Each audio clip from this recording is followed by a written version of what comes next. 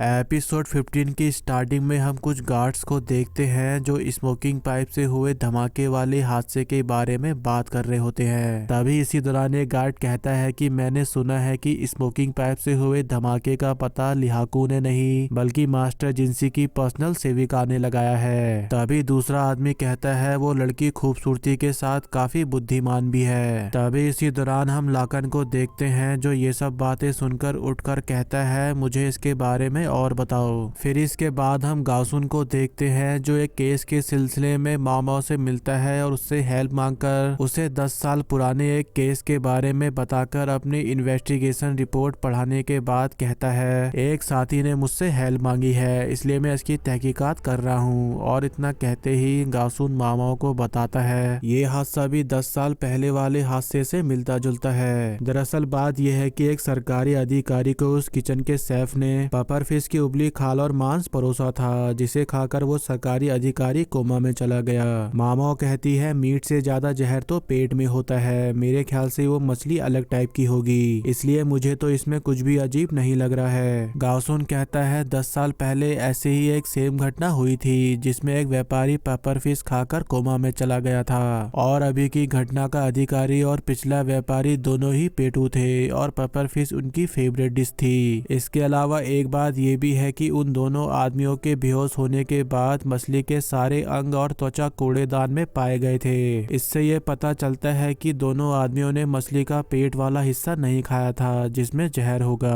और अभी के और पिछले केस के सैफ इन दोनों का कहना यही था कि वो निर्दोष है और जिस दिन यह हादसा हुआ था उस दिन उन्होंने दूसरी फिश का यूज किया था। अब ये बात सच है या झूठ इसका प्रूफ देने के लिए वहाँ कोई गवाह नहीं था। मुझे बस इतना ही पता चला कि उन्हें नशा हुआ और वो आधे घंटे बाद बेहोश हो गए थे और उनकी बॉडी में ऐठन होने लगी थी। और इतनी बात सुनकर मामा सोचती है मैंने सोचा नहीं था कि ये इतनी अच्छी इन्वेस्टिगेशन करेंगे।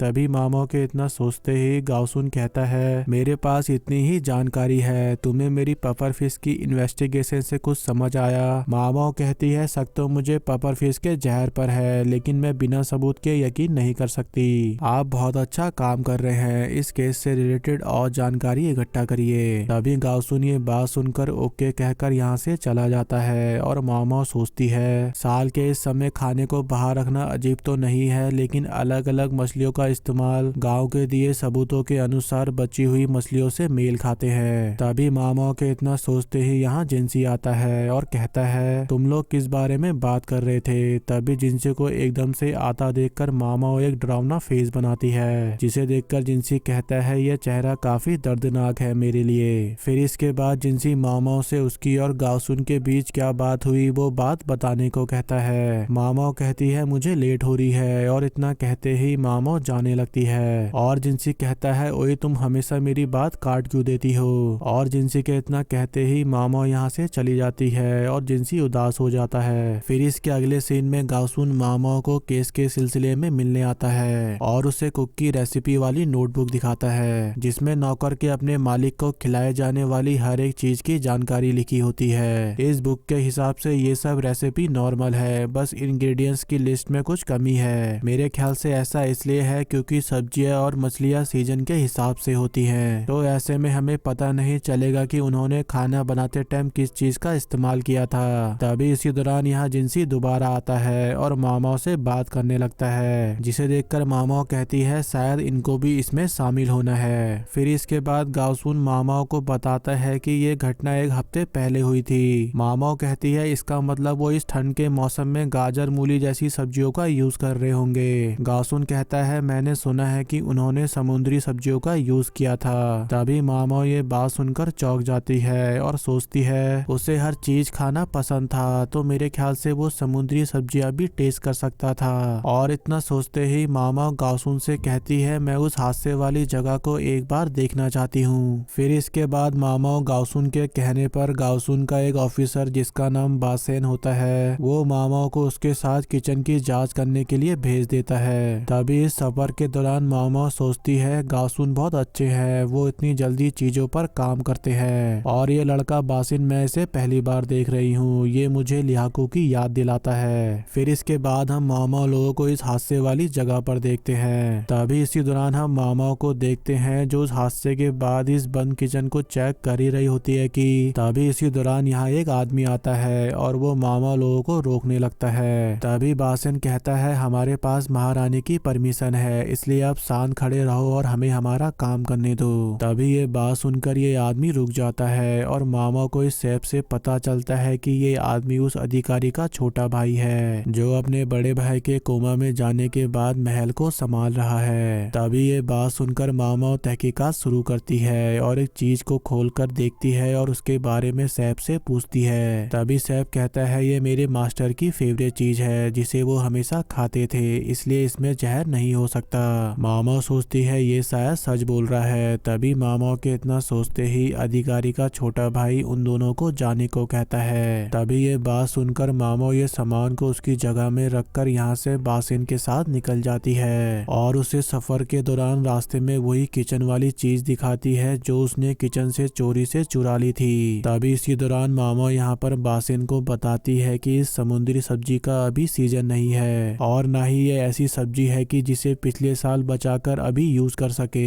ये सब्जी इतने दिन तक टिक नहीं सकती और ना ही इसे हमारे एरिया में जमा किया गया था। ये सब्जी दक्षिणी इलाके की है, इसलिए हमें ये पता लगाना है कि इसे कहां से लाया गया है। तभी ये बात सुनकर बासिन मामो के इशारे से उसकी बात को समझ जाता है। फिर इसके नेक्स्ट सीन में हम बासिन को देखते हैं जो और डिटेल इकट्ठा करके मामा को बताता है ये समुद्री सब्जी दक्षिण से लाई गई थी और वो नौकर का भी कहना था कि उसके मालिक ने ये समुद्री सब्जी ठंड के मौसम में कभी नहीं खाई। गासुन कहता है उन लोगों ने ये भी कहा है कि वो इस समुद्री सब्जी का यूज रोजाना करते हैं क्योंकि उनके हिसाब से ये समुद्री सब्जी जहरीली नहीं है। मामा कहती है ये सब्जी जहरीली नहीं है, ये ना मानना गलत है और दूसरा ये लोग इस सब्जी का यूज रोजाना कर रहे हैं जबकि दक्षिणी इलाके में इसे अक्सर नहीं खाया जाता है। इसलिए मुझे लगता है कि किसी व्यापारी आदमी को ये पता चल गया होगा कि ये समुद्री सब्जी उस अधिकारी की फेवरेट है, इसलिए उस व्यापारी ने इसे बेचने के लिए इसमें थोड़ा मॉडिफिकेशन करके लोगों को इसको नमकीन बनाने को कहा। जिंसी कहता है तो इसमें परेशानी वाली बात क्या है। तभी मामा यहाँ पर एक ईल्स का एग्जाम्पल देकर कहती है ईल जहरीली होती है, अगर हम उनका खून निकाल दे या उनको पका दे तो वो खाने लायक बन जाती है, इसलिए इस ईल्स की तरह इस समुद्र की सब्जी का जहर मारकर उसको खाने लायक नींबू के पानी में भिगोकर बनाया जाता है और मैंने इसमें से आधों का टेस्ट करने के लिए इन्हें नींबू के पानी में भिगो दिया था और आधी बची समुद्री सब्जी को छोड़ दिया था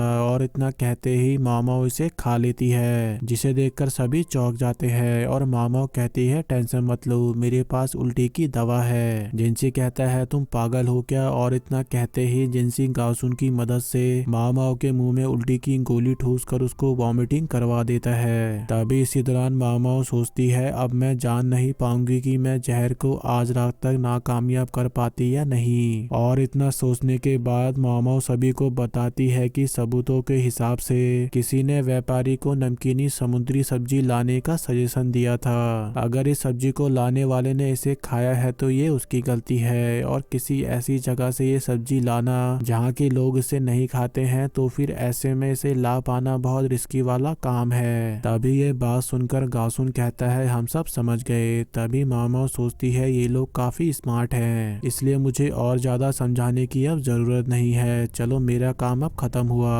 और इतना सोचते ही वो सभी को बिजी देखकर जहर वाली सब्जी दोबारा खाने ही वाली होती है कि तभी उसको जिंसी रोक देता है। फिर इस बातचीत के कुछ दिन बाद गासुन मामा को बताता है कि इस केस का मेन विलन उस अधिकारी का छोटा भाई था। उसने समुद्री सब्जियों को जहाँ से खरीदा था, जब हमें उस बात का पता चला तो उसने सब कुछ खुद ही उगल दिया। दरअसल उसका कहना था कि छोटा बेटा होने की वजह से उसके साथ घर पर अच्छा बर्ताव नहीं किया जाता था, इसलिए उसने अपने बड़े भाई को मारने की कोशिश की थी। आखिर ये हर टीवी सीरियल की तरह हर घर घर की कहानी है। मामा कहती है उस बेवकूफ भरे साजिश वाले आदमी को इस समुद्री सब्जी के बारे में कैसे पता चला। गासुन बताता है कि अधिकारी के छोटे भाई को ये बात एक शराब खाने में उसके बगल में बैठे एक आदमी ने बताई थी। और गाइस आपको बता दूं एपिसोड 14 के लास्ट सीन में जो आदमी किसी चीज के लिए खुद को कोस रहा था वो अधिकारी का छोटा भाई ही था। और गाइस आपको ये आदमी के कपड़े को देखकर ये आदमी कौन लग रहा है मुझे कमेंट करके जरूर बताना। फिर इसके बाद मामा कहती है तो ऐसी बात है। फिर इसके अगले सीन में हम मामा को देखते हैं जो कहती है मैं जहरीली समुद्री सब्जी नहीं खा पाई तो क्या हुआ। मैं ये भूरे रंग का मशरूम जो सूखे कीड़ों से निकल रहा है, इसका यूज करके शराब की दवाई या एक गोली बना सकती हूँ। और इतना सोचते ही मामा खुशी से पागल होकर झूमने लगती है और जिंसी से टकरा जाती है और अपने शराब या गोली बनाने वाली बात को सोचकर उसकी खुशी में जिंसी से मुस्कुराकर कहती है, घर पर आपका स्वागत है। तभी जिंसी मामा का उसे इतनी रिस्पेक्ट और प्यार से बोलना देखकर अपना सर जोर जोर से दीवार पर पटकने लगता है। और ये देखकर गाउसुन कहता है, मास्टर जिंसी को क्या हुआ? मामा कहती है, इसमें मेरी कोई गलती नहीं है। फिर इसके बाद जिंसी सभी को बताता है कि वो काफी दिनों से एक आदमी से परेशान है। और इतना कहते ही जिंसी उस आदमी के बारे में बताता है और कहता है, ये आदमी बहुत होशियार है और मिलिट्री में ऊंची रैंक पर है और उसकी एज 40 साल होने के बाद भी उसने अभी तक शादी नहीं की है, जबकि वो एक अच्छे घर से बिलोंग करता है। इसके अलावा उसने अपने भतीजे को गोद लेकर उसे अपने घर को संभालने को दिया है। वो एक सनकी है, उसको बस सोगी और गपशप सुनना पसंद है। वो हर मामले में अपनी टांग अड़ाता है ताकि मामलों को सुलझाने में समय लगे। वो हर दिन मेरे ऑफिस में आकर बैठता है, मुझे लगता है उसका टारगेट मैं हूँ। तभी मामो ये बात सोचकर इस बात के बारे में सोचने लगती है और एकदम से सोचना बंद करके कहती है, इस बात को भूल जाती हूँ, इससे मेरा कोई लेना देना नहीं है। फिर इसके नेक्स्ट सीन में माओ काम करते हुए जिंसी की बात को सोचकर कहती है, मैं इसे सोचना बंद नहीं कर सकती,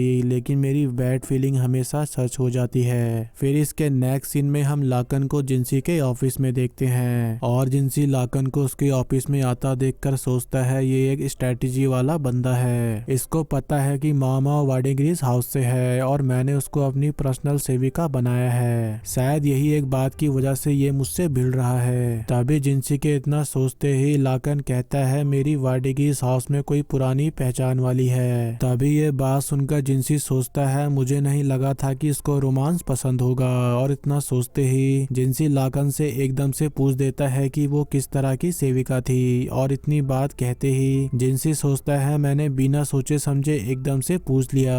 तभी ये बात सुनकर लाकन मुस्कुराता है और कहता है, वो बहुत अच्छी सेविका थी जो गो और सोगी खेलने में बहुत माहिर थी। मैं उसे सोगी में हरा सकता था, लेकिन गो में मैं उसे कभी भी हरा नहीं सका। जिंसी कहता है, आप जैसे स्ट्रेटेजी वाले बंदे को हरा पाना, वो सेविका सच में काफी अच्छी होगी। लाकन कहता है, मैं उस दिलचस्प औरत को खरीदना चाहता था, लेकिन मुझे बाद में पता चला कि उसके पीछे 2 अमीर जेट पड़े हैं, इसलिए मैं वहाँ से चलता बना। तभी ये बात सुनकर जिंसी सोचता है, ऐसा कहा जाता है कि एक सेविका को खरीदने की कीमत एक छोटे महल जितनी होती है। आखिर ये मुझे इस कहानी से क्या बताने की कोशिश कर रहा है? तभी लाकन कहता है, उस सेविका का कहना था कि वो अपने हुनर को बेच सकती है, लेकिन खुद को नहीं। उस सेविका की बात ही कुछ और थी। वो अपने मेहमानों के साथ ग्राहक जैसा व्यवहार करती थी और चाय देते हुए भी उसकी नजरों में घमंड हुआ करता था, जैसे कि वो किसी नीच किसान की मदद कर रही हो। उसके लिए बहुत से लोग पागल थे और उनमें से एक मैं भी था। गाइस, आपको क्या लगता है लाकन जिसकी बात कर रहा है ये औरत कौन हो सकती है? मुझे अपना ओपिनियन कमेंट करके जरूर बताना। फिर इसके बाद लाकन यहाँ पर कहता है, मेरी रीढ़ की हड्डी की वो ठंडक काफी मजेदार थी। तभी लाकन के इतना कहते ही जिंसी समझ जाता है कि जब मामा वार्डिग्रीस हाउस में गई थी तो शायद तब उस दौरान मामा ने लाकन की पीठ में मालिश की होगी या कोई दवाई बनाकर दी होगी। गाइस, ऐसा मुझे लगता है, क्योंकि इस सीन में सिर्फ जिंसी गाउसुन लाकन की बात सुनकर बस मामाओं के बारे में सोचते हैं। अब पता नहीं मामाओं ने ये वार्डिग्रीस हाउस में किया या फिर रियर पैलेस में। मुझे जो लगा मैंने वो आपको बता दिया।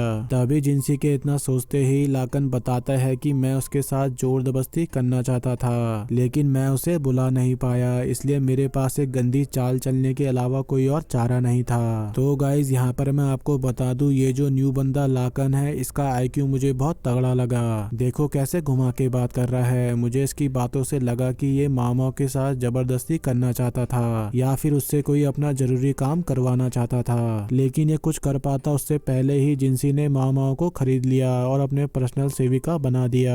और यही एक रीजन है कि लाकन जिंसी को इतना परेशान कर रहा है और उसके हर काम में टांग अड़ा रहा है। तभी जिंसी लाकन की ये बात सुनने के बाद कहता है, मैं समझा नहीं, आप क्या कहना चाहते हो? लाकन कहता है, कोई चीज अगर महंगी हो तो हमें बस उसके दाम को कैसे गिराना है वो सोचना है, इसलिए मैंने उसकी शोभा को कम कर दिया। तुम्हें जानना है ये मैंने कैसे किया? तभी जिंसी उससे पूछता है कि उसने ये कैसे किया। तभी जिंसी के इतना कहते ही यहाँ पर लाकन लाकन कहता है मैं वो बताने से पहले तुमसे कुछ पूछना चाहता हूँ। और इतना कहते ही लाकन जिंसी से मामा के बारे में पूछता है और कहता है तुम्हारी उस नौकरानी को पहेलियां सुलझाना बहुत पसंद है, मेरे पास उसके लिए एक पहेली है। दरअसल एक मेटल वर्कर जो महल की मरम्मत करता था वो अभी कुछ दिन पहले अचानक से गुजर गया, वो भी बिना वारिस के। उसके 3 बेटे जो उसके स्टूडेंट थे वो उन्हें अपनी सीक्रेट टेक्निक देने से पहले ही मर गया। उसने एक अजीब सी पहेली छोड़ी है जो शायद कोई संकेत हो सकती है। वो पहेली मुझे काफी समय से परेशान कर रही है, मैं बस उस सीक्रेट टेक्निक को सीखना चाहता हूँ, इसलिए मुझे तुम्हारी होशियार नौकरानी मामा की जरूरत है। तभी जिंसी ये बात सुनकर शांत हो जाता है और कहता है अब मुझे ये पूरी कहानी जाननी है। और गाइस ये सीक्रेट टेक्निक क्या हो सकती है और लाकन उसको पाने के लिए इतना पागल क्यों है, और ये कहानी में अब लाकन जिंसी को क्या बताने वाला है ये हमें आने वाले एपिसोड में पता चलेगा। लेकिन गाइस जो भी हो एक बात तो पक्की है, अब से एपिसोड और इंटरेस्टिंग और स्ट्रेटेजी वाले होने वाले हैं। बाकी आप लोगों को ये सीक्रेट टेक्निक ये औरत और लाकन के बारे में आप क्या सोचते हो उस बारे में मुझे अपनी राय जरूर बताना। फिर इसके बाद हम मामाओं को देखते हैं जिसके हाथ से बकेट नीचे गिर जाती है जो कि एक बैड ओमेन टाइप है। तभी मामाओं ये देखकर बकेट को उठाते हुए रेन देखकर कहती है आज बहुत तेज बारिश हो रही है। गाइस इस एपिसोड से रिलेटेड मैंने डिस्क्रिप्शन में कुछ लिखा है तो आप उसे पढ़ लेना। मैं वो बात आपको यहाँ पर भी बोल सकता था लेकिन वीडियो लंबा ना हो जाए इसलिए मैंने नहीं बोला। तो गाइस इसी के साथ हमारा आज का ये वीडियो यहीं पे एंड होता है। अगर आपको मेरी वीडियो पसंद आती है तो लाइक कमेंट करना ना भूलें, और अगर आप मेरे चैनल पर न्यू है तो प्लीज सब्सक्राइब करना ना भूलें। Thanks for watching.